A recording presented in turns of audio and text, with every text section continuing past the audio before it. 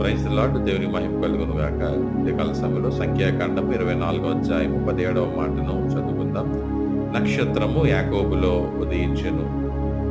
యాకోబులో నక్షత్రం ఉదయించడం ఏంటి? ఒకసారి మనం ప్రశ్నించుకుంటే దేవుని మాటలు చదివిన ప్రకారము యాకోబు పుట్టినటువంటి 12 మంది కుమారులు ఒకానొక కుమారుడైనటువంటి యూదా వంశస్థుల్లోనే యేసుక్రీస్తు ప్రభువారు పుట్టారు అనేటువంటి విషయాన్ని జ్ఞాపకం చేసుకుంటారు. ఆయన నక్షత్రము ఎలాగైతే మరి ఈ యొక్క లోకానికి వెలిగిస్తుందో 10,000 సూర్యకాంతులు కలిగినటువంటి యేసుక్రీస్తు ప్రభువారు అయినప్పటికీ కూడా మరి నక్షత్రంకి ప్రతీకగా ఆయన పోల్చబడ్డాడు. అంధకారంలో ఉన్నవారికి, చీకటిలో ఉన్నవారికి, మరణ భయములో ఉన్నవారికి వెలుగునివ్వడానికే యేసు ఈ లోకానికి వచ్చేటటువంటి విషయము సత్యమైనది. ఇదే ఆయన ఈ లోకానికి రావడానికి గల ముఖ్య కారణము. దేవునికి మహిమ